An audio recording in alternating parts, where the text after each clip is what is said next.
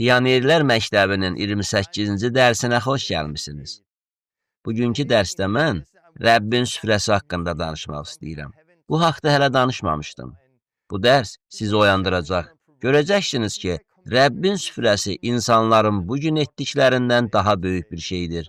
Bu, demək olar ki, suda vəftizə bənzəyir. Katolik və Lüteran kilsələrində gördüyümüz kimi, bəzi insanlar vəftizin özlüyündə onları xilas etdiyini düşünürlər. Lakin sonra islahatçılar buna qarşı çıxdılar və digər ifrata keçdilər. Vəftizin sadəcə simvol olduğunu söylədilər. Rəbbin süfrəsinə qarşı da eyni münasibətdir. Katolik kilsəsi hesab edir ki, Rəbbin süfrəsi zamanı qəbul edilən çörək və şərab əslində İsa'nın bədəninə və qanına çevrilir. Digər ifratda olanlar isə Rəbbin süfrəsinin sadəcə bir simvol olduğunu söyləyirlər. Ancaq müqəddəs kitab çox aydın bildirir. Rəbbin süfrəsi sadəcə bir simvol deyil. Rəbbin süfrəsi haqqında bəzi ayələri oxuyacağam. Hər şeyin mərkəzində olan İsa'ya baxacağıq. Kiçik qruplardan danışacağam. Daxilə, yuxarı və zahirə olan istiqamətləri təqdim edəcəyəm. Bir araya gələndə biz daxildə bir-birimizlə ünsiyyət edirik. Yuxarı Allaha tərəf deməkdir. Zahirə isə başqalarıdır. Bu, başqa insanlarla bir araya gəlməyinizə və şagird hazırlamağınıza kömək edə bilən sadə məsləhətlərdir. Ümidvaram, dərs xoşunuza gələcək. Allah sizi qorusun.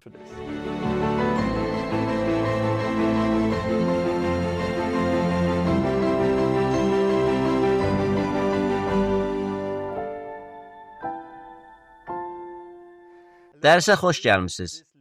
Bugün İmanlılar Cəmiyyəti haqqında danışmaq istəyirəm. Pionerlər Məktəbində, xüsusən də son dərslərdə öyrəndiklərimizi birləşdirərək yekunlaşdıracağıq. Mən bu təlimlə bölüşmə imkanına görə çox şadam. Eşidəcəyiniz bəzi şeylər yeni olacaq. Xüsusən də Rəbbin süfrəsi haqqında danışacağım hissə. Rəbbin süfrəsi barədə əvvəlki heç bir dərsdə danışmamışam. Bugün Rəbbin süfrəsi haqda sizinlə bölüşəcəyəm. Eşidəcəyiniz bəzi şeylər ola bilsin ki, sizə tanış gələcək. Amma mən hansısa yolla bütün bunları bir yerə yığaraq sizə bəzi sadə alətlər vermək istəyirəm. Siz hər gün imanlılarla görüşməyə başlayın. Evlərdə 2-3, 5-10 nəfərlə görüşün. Küçədə, kafedə, hər yerdə görüşün. İmanlılar cəmiyyətini necə təşkil etdiyinizi, İmanlılar cəmiyyətinin nə olduğunu, nə etməli olduğunuzu bilin. Bir çoxları bu sualı verir. Təlim eşitdik, bəs bir araya gələndə nə edək? Bu təlim sizə kömək edəcək və istifadə edə biləcəyiniz bəzi sadə alətlər verəcək. Dua ilə başlayacağam. Allahım, gördüyün işlərə görə sənə təşəkkür edirəm. Bu sözü paylaşmaqda mənə kömək elə. Onlara başa düşməyə kömək elə. Kilsə ənənələrindən, qorxulardan, proqramlardan, nəzarətdən azad olmağa kömək elə. İsa, sənin bədənin olmağa bizə kömək elə. Bədəninin üzvləri olmağa, sənin istədiyin kimi həyatı yaşamağımıza bizə kömək elə. İsa'nın adı ilə amin.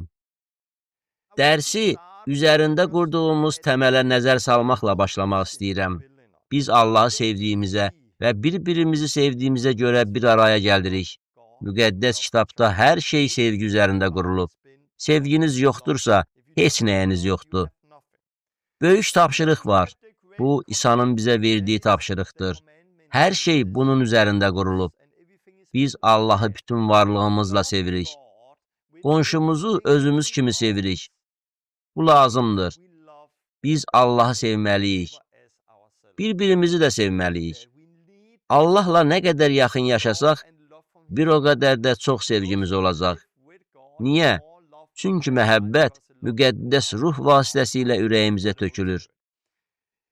Əsas məsələ Allahı sevmək və qonşumuzu sevməkdir. Bəs biz qonşumuzu necə sevməliyik?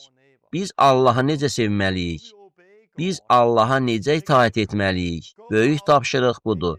Gedin, bütün millətləri mənim şagirdim edin, vəftiz edin. Sizə əmr etdiyim hər şeyə riayət etməyi onlara öyrədin. Əsas budur.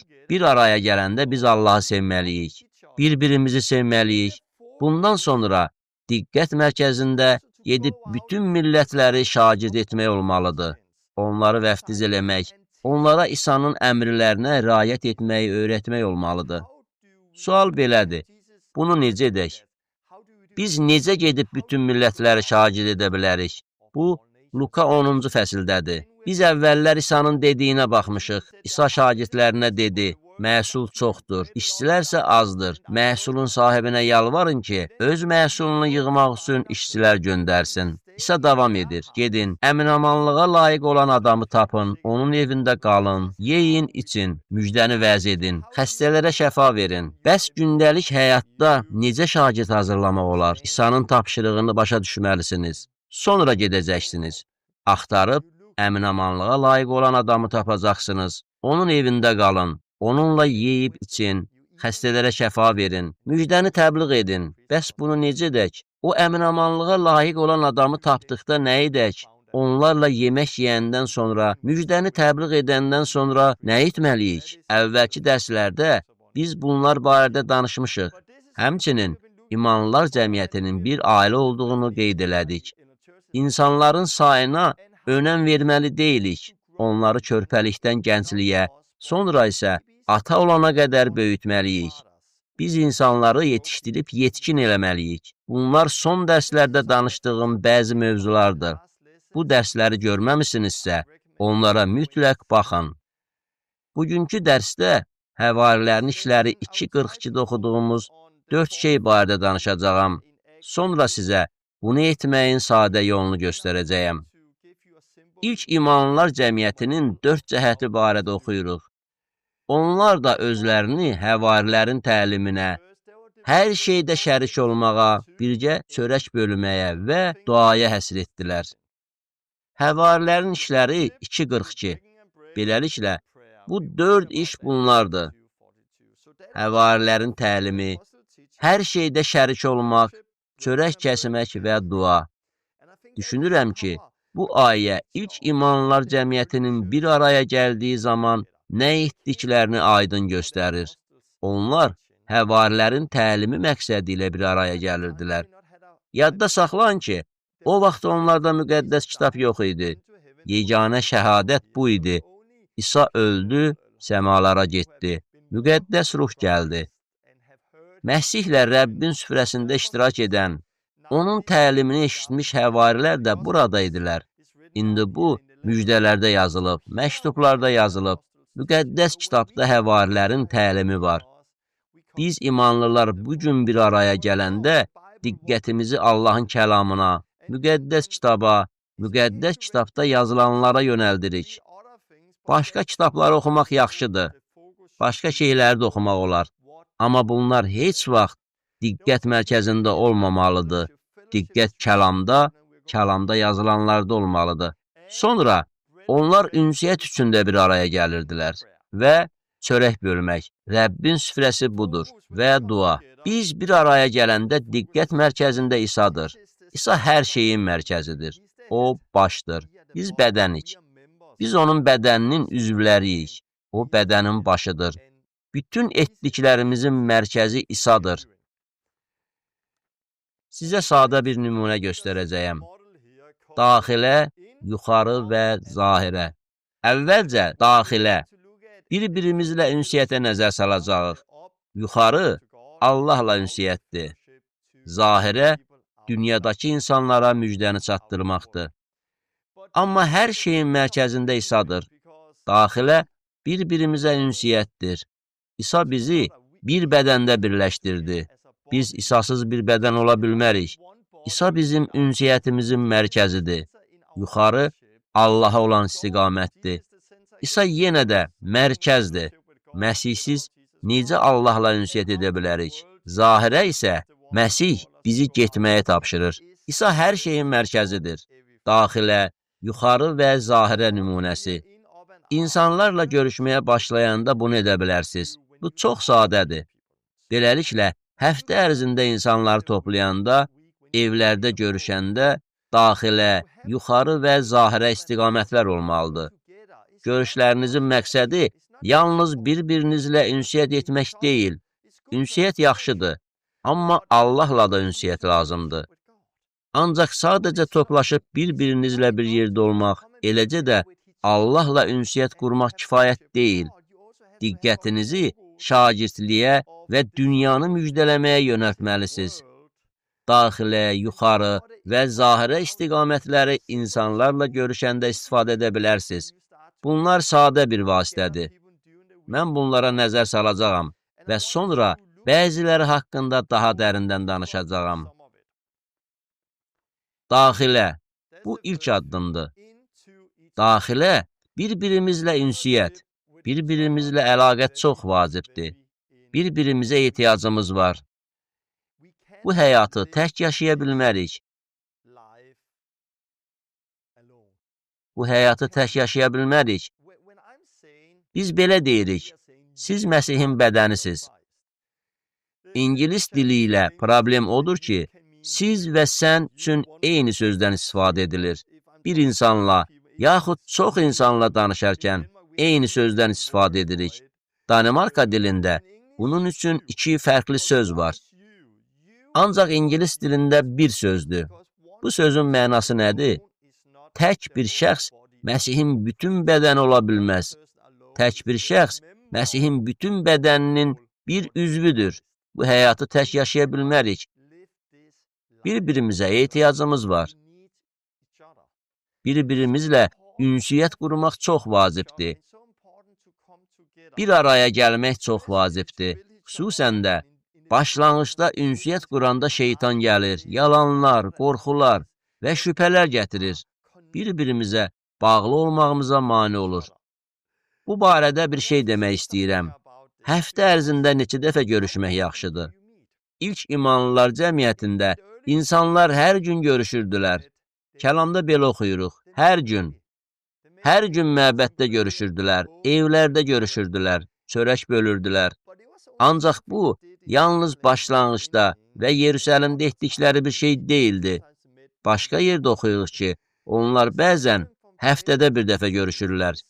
Yerdən yerə fərqli idi, indi də eynidir. Bəlkə də imanlılara yaxın yaşayırsınız, hər gün görüşə bilirsiniz, bu əladır. Ancaq başqa vaxtlar iş, məsafə və başqa səbəblərə görə həftədə yalnız bir dəfə görüşə bilirsiniz. Neçə gündən bir görüşməyinizlə əlaqədar bir qayda yoxdur. Sadəcə bunu demək istəyirəm. Çünki imanlılar cəmiyyəti olaraq bir araya gəlməkdən danışanda insanlar suallar verirlər. Yaxşı, bəs bunu necə edək? Həftədə bir dəfə, 2 dəfə, 3 dəfə görüşək. Bacardığınız qədər tez-tez görüşün. Allahdan istiqamət alın. Amma mən bunu demək istəyirəm. Biz bədən üzvləriyik. 1 Korinflilərə 12-də oxuyuruq. Bədən birdir və üzvləri çoxdur. Bədən üzvləri çox olduğu halda bir bədən təşkil edir. Məsih də belədir.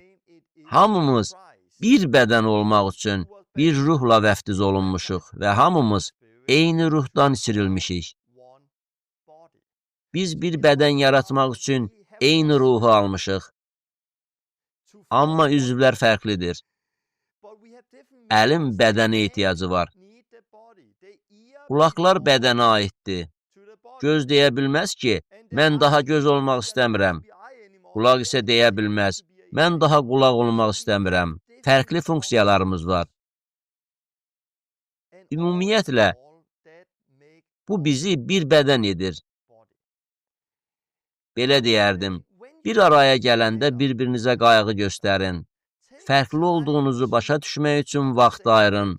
Bədənin hansı hissəsinə aid olduğunuzu özünüz üçün müəyyən edin. Sonra bir araya gəlin və söhbət edin. Bir yerdə toplaşın və deyin, necəsiniz? Həftəniz necə keçdi? Həyatınızda nələr baş verir?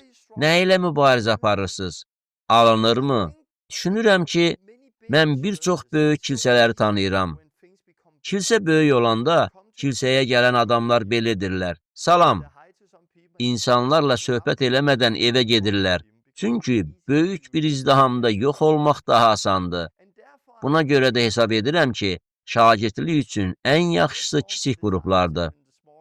İsa dedi, harada 2 və ya 3 nəfər mənim adımla yığılarsa, mən də orada, onların arasındayam. Sizə məsləhət edirəm ki, həftə ərzində 2 və ya 3 nəfərlə görüşün. İmkan olanda daha tez-tez görüşün. 2 və ya 3 nəfərlik kiçik qruplarda görüşməklə daxilə olan addımla başlayın. Bir-birinizlə ünsiyyət edin. Necəsiniz? Yaxşısınız? Yaxşı deyilsiz? Bir şeylə mübarizə aparırsınız? Allahın həftə ərzində etdikləri haqqında danışın. Bunu etmək asandır. Siz bir araya gələndə nə edirsiniz? Siz yemək yeyirsiniz. Əgər bacarırsınızsa, İsa'nın dediyini etməyə çalışın. Evə gələndə yeyib için. Birlikdə olanda yeyib için. Birlikdə çörək kəsin. Bir araya gələndə, birlikdə yeyib içəndə siz yaxşıca sərbəst olursunuz. Rahatlaşırsınız. Sonra söhbət edirsiniz. Bir-birinizlə ünsiyyət edirsiniz. Masa arxasında söhbət edirsiniz. Bəlkə birlikdə yemək hazırlayırsınız. Yəhudanın məktubunda deyildiyi kimi, məhəbbət süfrəsi təşkil edirsiniz. Yeməyin sonunda siz ilk imanlılar cəmiyyətində etdikləri kimi, yeməyin sonunda siz çörəyi bölürsünüz. Birlikdə çörək bölürsünüz. Rəbbin süfrəsi yaxşı bir keçiddir. Ünsiyyət etdiniz, yemək yediniz, bir-birinizə qayğı göstərdiniz, bir-biriniz haqqında xəbər aldınız. Sonra çörək bölürsünüz. Sonra isə diqqətinizi Allaha keçirirsiniz. Rəbbin süfrəsi bugün keçiriləndən çox fərqli bir şeydir. Rəbbin süfrəsi haqqında bəzi sözlər deyəcəm. Ola bilsin, bu sizin üçün gözlənilməz olacaq. Rəbbin süfrəsi haqqında yeni bir söz deyəcəyəm. Əvvəllər bunu deməmişəm. Çünki mən hələ də bu mövzunu araşdırıram və öyrənirəm. Hamımız öyrənirik. Vacib məsələ dini eynəklərdir. Rəbbin süfrəsi mənim üçün biraz suda vəftiz kimi bir şeydir. Mən körpə olanda Lüteran kilsəsində məni vəftiz etmişdilər. O vaxt gözlərimə tamamilə səhv eynəklər taxdım. Sonra iman gətirdim. Eynəkləri çıxarmağa başladım. Başa düşməyə başladım ki, körpə vəftizi yanlışdır, səhvdir. Mən nə elədim? Öyrəndiyim hər şeyi götürüb kənara atdım. Yolun bir kənarından, yolun digər kənarına, digər ifrata keçdim. Vəftizin sadəcə simvol olduğunu düşündüm. Vəftiz vacib deyil, bu sadəcə bir simvoldur. Çünki biz Lüteran kilsəsi və ya Katolik kilsəsi kimi olmaq istəmirik. Bunlar körpələrin su vəftizi ilə xilas olduğuna inanırlar. Bugün çoxları nə edir? Bir kilsədən çıxırlar və bildikləri hər şeyi kənara atırlar. Bir ifratdan digərinə keçirlər. Tarix boyu bir çox islahatçılar məhz bunu edirdilər. Bəzi insanlar o mövqedən uzaqlaşıb deyirlər, vəftiz sadəcə bir simvoldur. Vəftiz Nuhun rəmzidir, başqa bir şey deyil. Məndə belə oldu. Amma sonra yenidən ifratdan yoluma qayıtdım. Eynəklərimi çıxarmağa başladım. Vəftizin nə olduğunu anlamağa başladım. Bu, Allahın kəlamını araşdırmaqla başladı.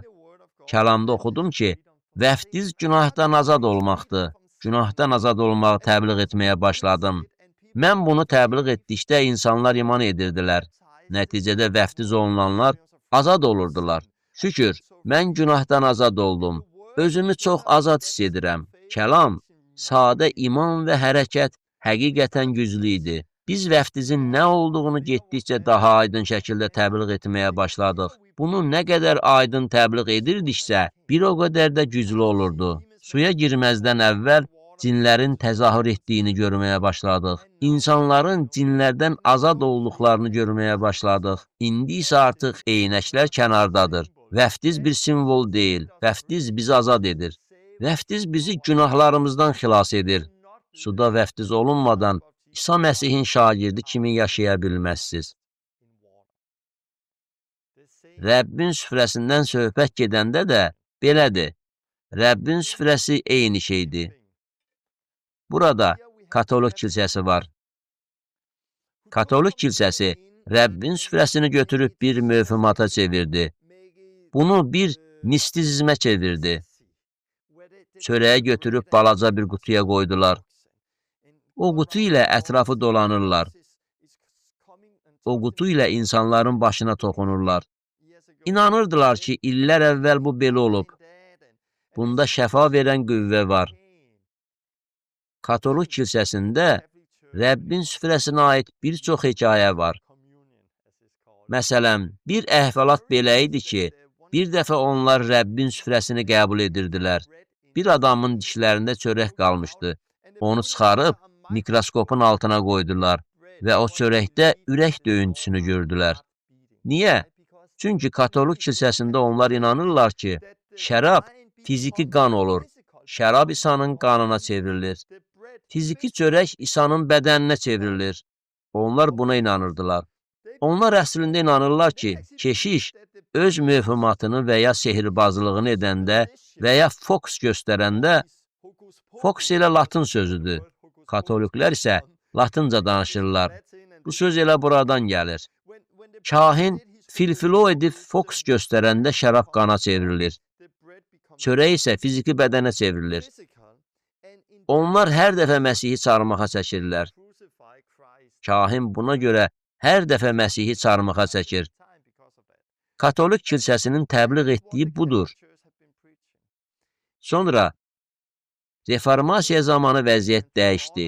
Dedilər ki, bu mövhumatdır, bu mistizmdir, bu səhvdir, belə etməməliyik. Onda nə baş verdi? Reformatorlar bir ifratdan digər ifrata keçdilər. Sadəcə olaraq dedilər ki, Rəbbin süfrəsi sadəcə bir simvoldur. İndi mən də, siz də ümidvaram, iman yolu ilə gedərək öyrənirik. Mən Rəbbin süfrəsinin sadəcə bir simvol olduğuna inanırdım. Amma indi bu mövqedən uzaqlaşdım. Yolun ortasına tərəf keçdim. Eynəyimi çıxarmağa başlamışam. Mən aşkar etməyə başladım ki, Rəbbin süfrəsi suda vəftiz kimi güclü bir şeydir. Bu, İsa Məsihin şagirdi kimi yaşamağın bir hissəsidir. Biz bunu başa düşməliyik. Rəbbin süfrəsində şəfa var. Cinlərdən azadlıq var. Rəbbin süfrəsində aşkar etməmiz lazım olan çox şey var. Mən müqəddəs kitabdan bir neçə ayə oxuyacağam. Amma ilk imanlılar cəmiyyəti dövründə yazılanlara istinad edə bilərəm. Çünki ilk imanlılar cəmiyyətindəki hər kəs, şəhid Qasdim və o dövrdə yaşayan digər insanlar, hamısı Rəbbin süfrəsini bugün hesab etdiyimizdən daha böyük bir şey hesab edirdilər. Onlar hesab etmirdilər. Heç biri hesab etmirdi ki, Rəbbin süfrəsi Məsihin bədəninə və fiziki olaraq İsa'nın qanına çevrilir. Mən də buna inanmıram. Amma bunun arxasında ruhani bir şey var. Yəhya 6:63-də İsa deyir, sizə söylədiyim sözlər ruh və həyat gətirir. İsa deyir ki, onun sözləri ruh və həyatdır. Eyni şəkildə Rəbbin süfrəsinin də ruhani mənası var. Rəbbin süfrəsi də ruh və həyatdır. Rəbbin süfrəsi də güclüdür. Amma gəlin oxuyaq. Bu çox maraqlıdır. Yaxşı, Yəhya 6-da İsa'nın həyat çörəyi olması haqqında yazılıb. Yəhya 6:32-33. Doğrusunu sizə deyirəm. Sizə göydən çörək verən Musa deyildi. Göydən həqiqi çörəyi sizə verən atamdır. Çünki Allahın çörəyi budur ki, göydən enir və dünyaya həyat verir. Burada İsa öz həyatından danışır. İsa öz bədəni haqqında danışır. İsraillərin səhrada göydən manna alıb yediklərindən danışır. Amma burada İsa göydən enmiş yeni çörəkdən danışır. Bu da o özüdür. Yəhya 6:48-56. Həyat çörəyi mənəm. Ata-babalarınız çöldə manna yedilər, amma öldülər. Bu isə göydən enən elə bir çörəkdir ki, ondan yeyən şəxs heç vaxt ölməz. Göydən enmiş canlı çörək mənəm. Əgər kimsə bu çörəkdən yesə, əbədi yaşayar.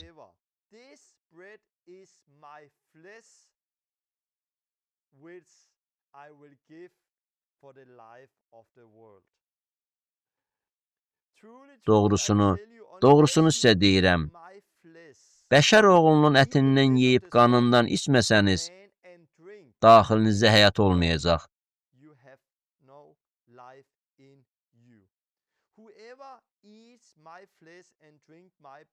Mənim ətimdən yeyib qanımdan içən məndə qalır.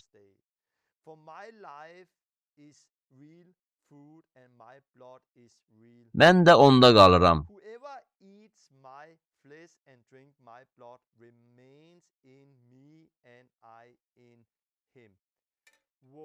Bunlar İsa'nın dediyi güclü sözlərdir. Bu sözlərdən aydın bilmək olar.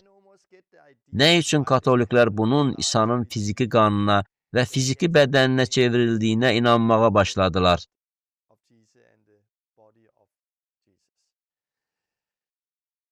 Mən isə sadəcə olaraq kəlamın dediklərini oxuyuram. Burada İsa Rəbbin süfrəsi barədə danışır. Çox aydındır. Matta 26-26-da Rəbbin süfrəsi haqqında danışarkən İsa dedi. Onlar yemək yeyərkən İsa çörək götürdü və şükür etdikdən sonra onu bölüb şagirdlərinə verdi və dedi, aparın yeyin, bu mənim bədənimdir. İsa'nın haqqında danışdığı bədən sizə və mənə həyat verir. Onun olduğu Rəbbin süfrəsində bunu edirdilər. İsa demir, bu mənim bədənimə çevrilir. Katolik kilsəsində isə bu şeyləri götürürlər. Keşiş biraz filfilodir, fokus göstərir. Fokus sözü elə buradan gəlir. Və bunları İsa'nın bədəninə və qanına çevirir. Amma İsa belə demir. İsa deyir, bu artıq belədir, mənəvi mənada. Budur. Fiziki mənada yox, amma mənəvi mənada bu mənim bədənimdir. Matta 26, 27, 28. Sonra bir kasa götürdü və şükür edib onu da şagirdlərə verərək dedi, bundan hamınız için, çünki bu, əhdin bağlanması və günahların bağışlanması üçün çoxları uğrunda axıdılan mənim qanımdır. Güclü sözlərdir. Bunu müqəddəs kitabdan oxuyuram. 1 Korinflilərə 11-24 oxuyaq. Şükür edib onu böldü və dedi, bu mənim sizin üçün verilən bədənimdir. Bunu məni xatırlamaq üçün edin.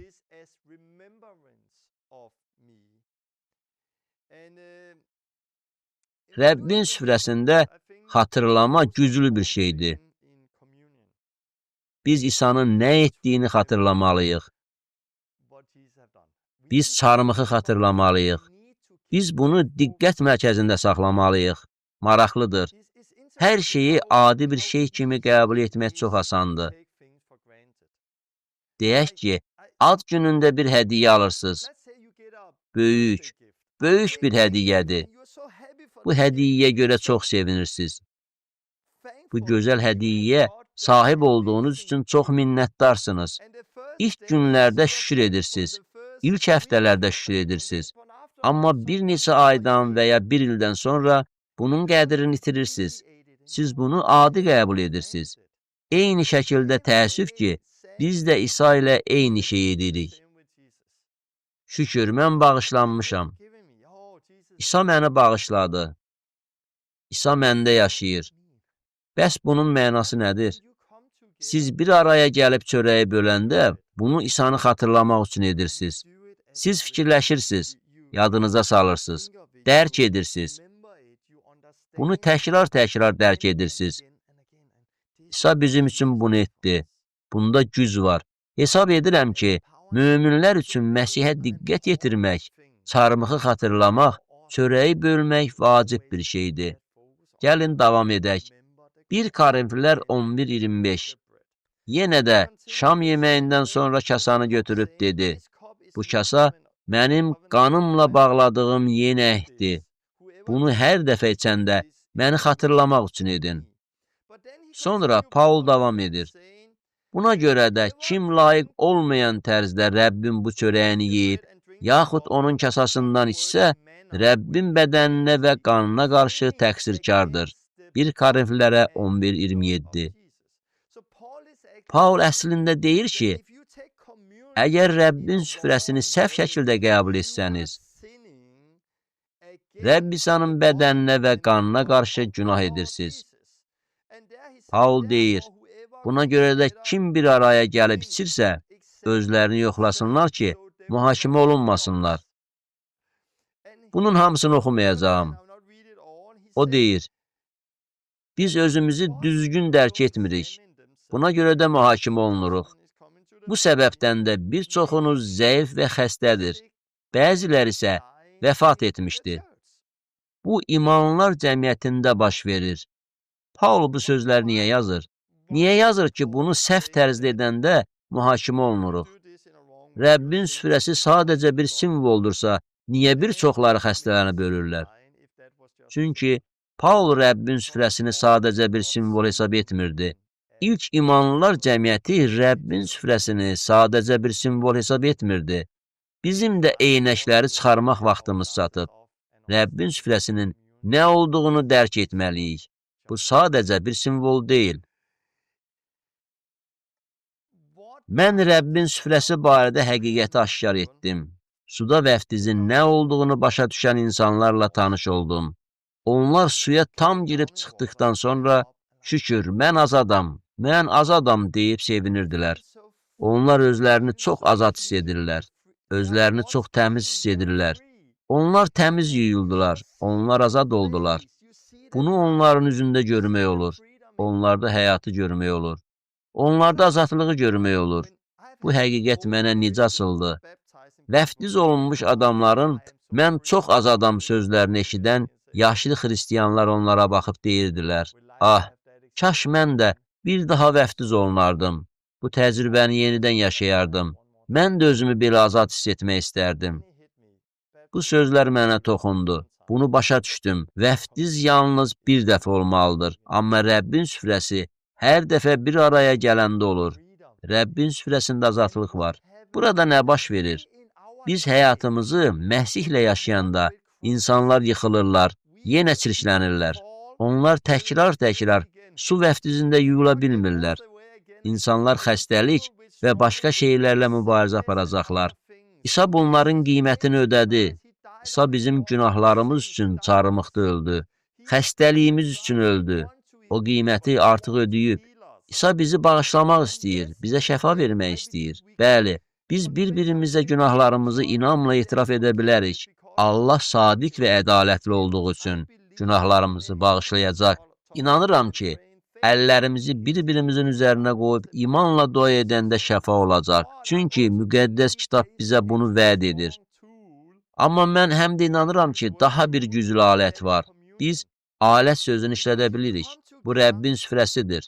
Siz bir araya gəlib İsa'nın etdiklərini xatırlayırsınız.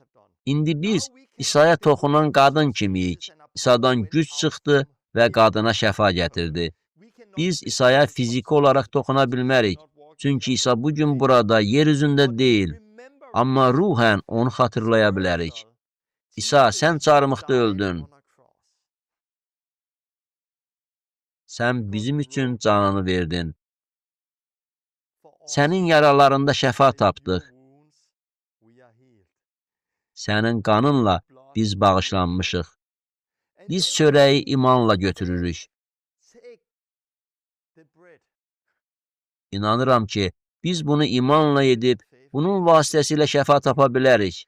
İnanıram ki, biz qanı içə bilərik. Bu şərab qan deyil. Şərabı içərək və imanla yaşayaraq ruhani təcrübəni yaşaya bilərik. Mən artıq azadam, mən artıq təmizlənmişəm. Bəli, səhv etmişəm, yıxılmışam, amma yenə azadam və Allahın qarşısında yenə bir uşaq kimi dayanıram. Bu, Rəbbin süfrəsindəki gücdür. Bu itirilmişdi. Suda vəftizin gücü kimi itirilmişdi.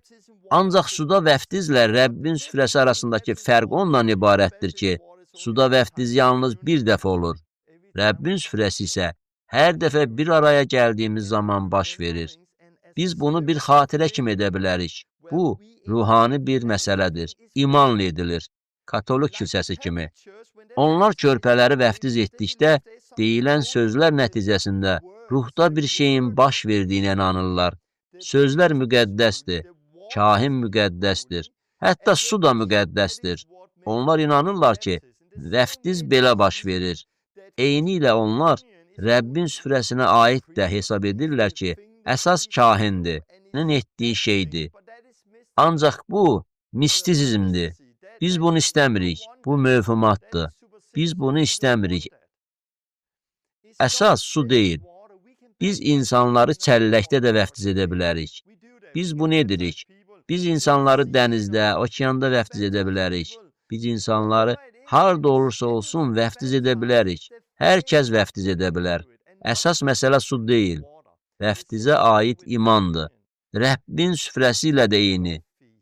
Bu, bir məhəbbət süfrəsi olmalıdır ki, bir araya gəlib yeyib içirsən, sonra əvvəlcə çörəyə götürürsən, sonra onu yeyirsən, sonra şərabı götürürsən, onu içirsən, bunu imanla edirsən, Allahın hərəkət etməsini gözləyirsən və azadlığı yaşayırsan. Yadımdadır, bir neçə il əvvəl bir kilsədə görüşümüz var idi. Bir cadügər qadın gəldi. Bizi heç sevmirdi. Amma o oradaydı. Onun vəzə aid etirazı yox idi. Onun ibadətə qarşı da etirazı yox idi. Amma biz Rəbbin süfrəsini qəbul etməyə başlayanda o, otaqda dinc qala bilmədi, otaqdan çıxdı. Getdikcə daha çox insanın cinlərdən azad olduqlarını görməyə başladıq. Getdikcə daha çox insan şəfa alırdı. Çünki biz Rəbbin süfrəsini olduğu kimi təbliğ etməyə başladıq. Bunu sadəcə bir simvol kimi təbliğ etsəniz, Allahın qüdrətlə hərəkət etdiyini görməyəcəksiniz. O sönəcək. Ancaq bunun mənasını biləndə qüdrət olur. Buna görə də demək istəyirəm ki, gələcək illərdə Rəbbin süfrəsi barədə daha çox şahidlik edəcəyik. Mən sizi bunun dərinliyinə getməyə, dərk etməyə və sonra bir araya gələndə Rəbbimiz İsa Məsihin xatirəsinə imanla bunu etməyə başlamağa məsləhət edirəm. Onu da demək istəyirəm ki, Rəbbin süfrəsi yalnız xristiyanlar, şagirdlər üçün olmalıdır. Məsihlə yaşamayan insanlar üçün yox. Yəhya 13-də görürük ki, İsa, o 12 şagirdi ilə Rəbbin süfrəsində iştirak edirdi. İsa çörəyə batırıb, ona xəyanət edən Yəhudaya verdi. Yəhuda dərhal getdi. Yəhud otaqdan çıxanda, İsa qalan 11 nəfərlə söhbət etməyə başladı. Niyə? Çünki düşünürəm ki, İsa Yəhudanın ürəyini görüb və Yəhudanın bu məhəbbət süfrəsində və ünsiyyətdə iştirak etməsini istəmədi. Beləliklə onlar söhbət edirdilər. Bu barədə daha çox söz deyə bilərəm. Bunu sonra etmək istəyirəm. Amma düşünürəm ki, görüşəndə bir-birinizlə həyatı paylaşın, bir-birinizlə danışın, sonra yemək yeyin. Sonra biraz çörək götürün. Onu imanla bölün. İmanla edin. Bunu adətən necə edirsiniz? İmanla edin. Bu hansı çörək olmalıdır? Əhəmiyyətli deyil. Nə içməliyik? Əhəmiyyətli deyil. İman vacibdir. Bunun nə olduğunu imanla başa düşmək vacibdir. İsa, sən çarmıqda öldün. Qanın mənim üçün tökülüb. Mən bunu imanla qəbul edirəm, bunu yeyirəm. Təşəkkür edirəm. Sənin yaralarınla mən şəfa tapmışam, İsa. Qanına görə təşəkkür edirəm. Qanın məni təmizləyir. Sonra Rəbbin süfrəsində olan azadlığı yaşayın. Siz bir araya gəlirsiniz, Rəbbin süfrəsini qəbul edirsiniz. Sonra Allaha diqqət yetirərək birlikdə vaxt keçirirsiniz. Daxilə bir-birinizlə ünsiyyətdir. Yuxarı Allaha tərəf istiqamətdir. Kəlamı oxuyun. Kəlamı oxuyun. Bir araya gələn insanlar tanıyıram. Onlar Pionerlər Məktəbinin dərslərinə baxırlar. Onlar həftə ərzində onlayn Pionerlər Məktəbinin dərslərinə baxır. Sonra bir araya gəlirlər. Pionerlər Məktəbi haqqında danışırlar. Məncə bu yaxşıdır. Mən bunu sizə də məsləhət edirəm. Bunu qısa müddətdə edə bilərsiniz. Dərsimiz çox deyil. Amma daha vacib olan bir şey var. Kəlamı oxuyun. Sadəcə bir araya gəlin və kəlamı oxuyun. Ayrı-ayrı ayələri oxumayın. Bir vəzi dinləməyin. Kəlamı oxuyun. Bir və ya iki fəsil oxuyun. Bir və ya iki fəsil oxuyandan sonra indicə oxuduğunuz fəsillər barədə danışın. Allah bizə nə deyir? Bundan sonra oxuduqlarınızın əsasında dua üçün vaxt ayırın və Allahı birlikdə axtarın. Deyin, ya Rəbb, mənə nə demək istəyirsən? Öz bədənin olan bizlərə sən bugün nə demək istəyirsən? Bu sadə bir yoldur. Bir araya gəlmək və insanlarla görüşmək üçün sizə bir vaiz lazım deyil. Kəlamın danışmasına imkan verməlisiniz. Siz bir araya gəlirsiniz, Rəbbin süfrəsini keçirirsiniz. Siz birlikdə ünsiyyət edirsiniz, sonra diqqətinizi Allaha yönəldirsiniz. Sonra kəlamı oxuyursunuz, sonra kəlam haqqında danışırsınız. Kəlam sizə nə isə deyir, Allah nə deyir? Sonra növbə ilə kəlamı oxuyun. Hər dəfə fərqli insanlar oxusun. Bir fəslin yarısını bir nəfər oxuyur, fəslin digər yarısını o birisi oxuyur və s. Kəlamı birlikdə oxuyursunuz. Sonra kəlam haqqında danışırsınız. Başqalarının danışmasına imkan verin. Hər dəfə eyni adam danışmasın. Bu kəlamı qəbul etməyin yaxşı yoludur. Daxilə, yuxarı və zahirə modelindən istifadə edən insanları tanıyıram. Onların etdikləri də budur ki, həftə ərzində növbəti dəfə görüşməzdən əvvəl hamı müqəddəs kitabdan bir neçə fəsil ya da bir məktub oxuyur. Sonra bir araya gəlirlər. Həftə ərzində hamı eyni hissəni oxuyub, sonra oturub oxuduqları haqqında danışırlar. Bunu asanlıqla etmək olar. Yenə də bir qayda yoxdur. Çünki müqəddəs kitabda görürük ki, Paul insanlarla görüşəndə bəzən bütün gecəni danışırdı. Ancaq 2-5 nəfər görüşəndə bunu etmək yaxşıdır. Çünki 10, 15, 20 nəfərsinizsə, hər zaman hamının dediklərini eşitmək üçün vaxtınız olmaya bilər. Beləliklə, daxilə, bir-birinizlə ünsiyyətdir. Yeyin, ünsiyyət qurun, sonra çörək bölün. Rəbbin süfrəsindəki güc, şəfa, azadlıqdır. Bu əladır. Sonra diqqətinizi Allaha yönəldin. Kəlamı oxuyun. Həvarilərin təlimini araşdırın. Kəlamı götürün. Kəlamı oxuyun. Kəlam haqqında danışın. Kəlam bizə nə deyir? Bunu necə yaşayaq? Kəlamı təkcə oxumaq deyil, kəlamı həm də yaşamaq lazımdır. Sonra siz zahirə, başqalarına doğru gedirsiniz. Eşitdiklərimizi dünyada olan digər insanlarla necə bölüşürük? Luka 10-da İsa'nın söylədiklərinə necə itaət edirik? Müjdəni kimə danışa bilərsiniz? Əminamanlığa layiq olan adam kim ola bilər? Həftə ərzində kimlə danışacaqsınız? Müjdəni kiminlə bölüşmək istəyərdiniz? Kimin üçün dua etmək istəyərdiniz? Sonra ünsiyyət edin. Nə etmək istədiyinizi, digər insanlarla necə əlaqə qurmaq istədiyinizi danışın. Hər birinizin qarşısında cavabdeh olun. Bir-birinizin qarşısında cavabdeh olun. Birlikdə oturub həftə ərzində nə edəcəyiniz barədə danışa bilərsiniz. Düşünürəm ki, başqaları ilə əlaqə saxlayarkən diqqət mərkəzindən bunu çıxarmamaq çox vacibdir. Allahı sevin, qonşunuzu sevin, gedib şagird hazırlayın. Məqsəddən yayınmamaq çox vacibdir. Unutmayın ki, siz missionersiz. Fərq etməz, siz işləyirsiniz, yoxsa yox. Siz missionersiz.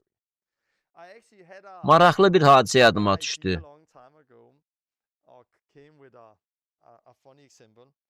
Təsəvvür etməyə çalışın. Siz kilsədəsiz. Həmin kilsədə onların bir neçə missionerləri var. Məsələn, başqa ölkəyə, tutaq ki, Afrikaya göndəriblər. Siz isə bir kilsə olaraq Afrikada missioner olan bu ailəni dəstəkləyirsiniz. Həmin ailə hər ay xəbərlər məktubunu yazır və öz kilsələrinə göndərirlər. Siz bir kilsə olaraq bu ailəni dəstəkləyirsiniz. Bu xəbər məktubunu alıb oxuyursunuz. Əziz kilsə, bizə verdiyiniz dəstəyə görə çox minnətdarıq. Burada, Zambiyada işlər həqiqətən yaxşı gedir. James məktəbə getməyə xoşlayır. O, başqa oğlanlarla futbol oynamağa başlayıb. Çox yaxşı vaxt keçirir. O, hər həftə sonu yarışlarda iştirak edir. Balaca qızımız Rivqa da qızlarla oynamağı və onlarla vaxt keçirməyi sevir. Ərim və mən yenicə böyük hovuz tikmişik. Ova çıxmağa başlamışıq. Ovlamağı xoşlayırıq. Ərim yenicə iri bir heyvanı ovlamışdı və s. Onlar yalnız oyunlar, əyləncə və ovçuluq, hovuz və manqal və bütün bunlar barədə danışırlar. Sonra yazırlar. Əlbəttə, biz hər bazar günü 2 saat kilsəyə də gedirik. Bizi dəstəklədiyiniz üçün təşəkkür edirik. Xahiş edirəm, daha çox pul göndərin. Əgər belə bir xəbər məktubunu alsanız, düşünürəm ki, o missioner cütlüyünə pul göndərməyi dayandıracaqsınız. Niyə?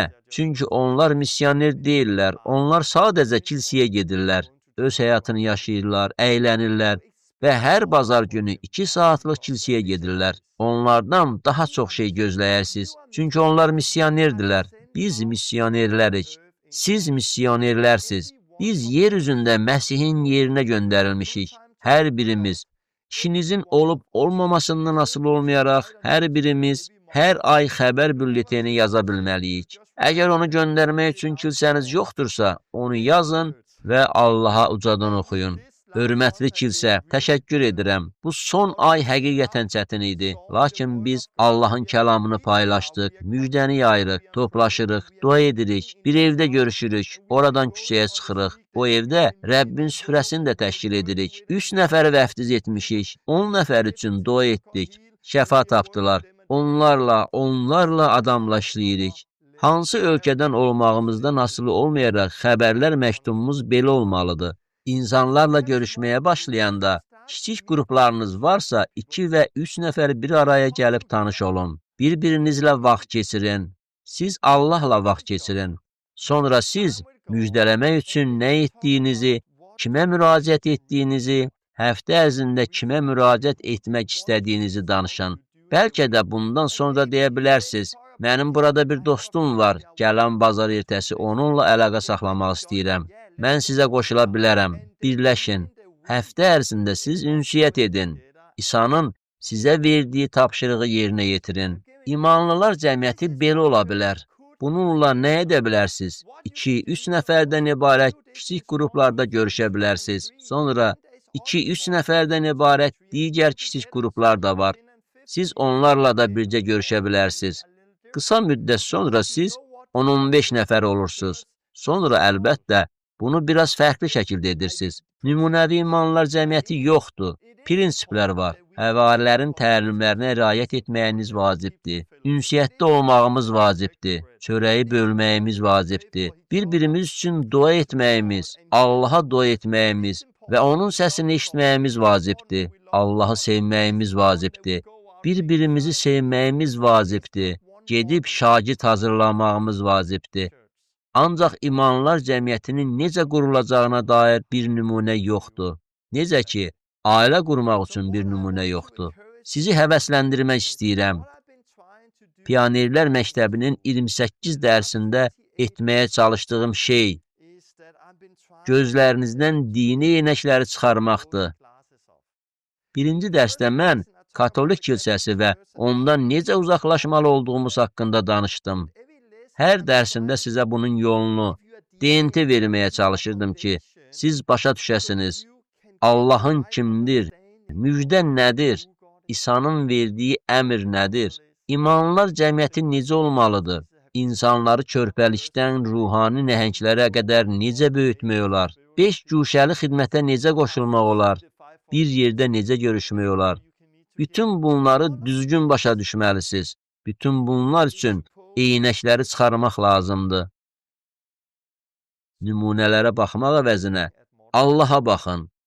Ətrafınızdakı insanlara baxın. Müjdəçilikdə səmərəli olmağın yolunu öyrənin.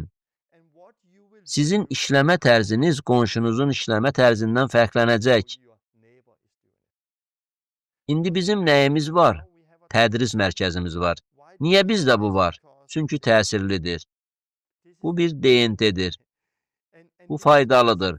Hamı gedib bunu bizim kimi edə bilərmi? Xeyr. Tədris mərkəzim olmayanda başqa yerdə olsaydım belə etməzdim. Heç kimi tanımadığım yeni bir şəhərə geçsəm, orada nə etməyə başlayacağam? Dua edib əmin-amanlığa layiq olan adamı tapacağam. Mən o adamı tapandan sonra onun ev əhlini müjdələmək üçün onunla işləyəcəyəm. Ev əhlini müjdələyəndən sonra, yaxud bir neçə nəfəri müjdələyəndən sonra onlarla görüşəcəyəm. Daxilə, yuxarı, zahirə. Onlarla görüşəcəyəm. Necəsiniz? Vaxtınız necə keçir? Nə ilə mübarizə aparırsınız? Gəlin sizin üçün dua edək. Gəlin sizə kömək edək. Gəlin sizi inkişaf etdirək. Rəbbin süfrəsini keçirin. Çörək bölün. Allaha diqqət yetirin.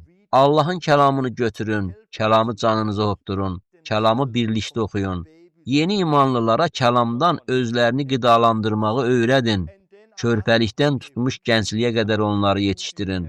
Sonra onlardan soruşun, biz kimə müjdəni danışa bilərik? Həftə ərzində əlaqə saxlaya biləcəyiniz dostunuz və ailəniz kimlərdir? Sonra gedib bunu edin. Sonra qrup böyüyür. Böyüyəndə daha çox insan sizə qoşulur.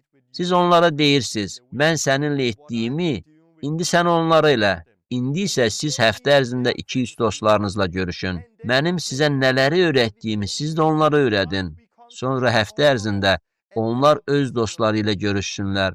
Sonra bəlkə hər 2 həftədən biri və ya hər ay biz hamımız bir araya gəlib böyük bayram keçiririk.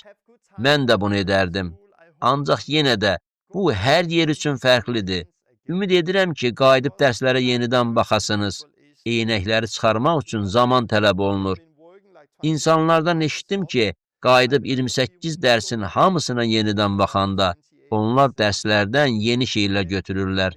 Birdən gözləri açılır, daha aydın görürlər. Çünki indi dini eynəkləri artıq kənardadır. Keçən dəfə dediyim kimi, bu dərslə bitirmək istəyirəm. Amma bu Pionerlər Məktəbinin sonuncu dərsi olacaq. Çünki biz İsa Radiosu adlı bir layihəyə başlamaq istəyirik. Ona görə də keçən dəfə demişdim ki, bu sonuncu dərsimiz olacaq. Amma əslində mənim daha bir dərsim olacaq. Yarışı bitirmək haqqında danışacağam. Bu dərsi çox qısa edəcəyəm. Beləliklə, növbəti dəfə yarışı bitirmək barədə danışacağam. Sonra Pionerlər Məktəbini bitirəcəyik. Görüşərik.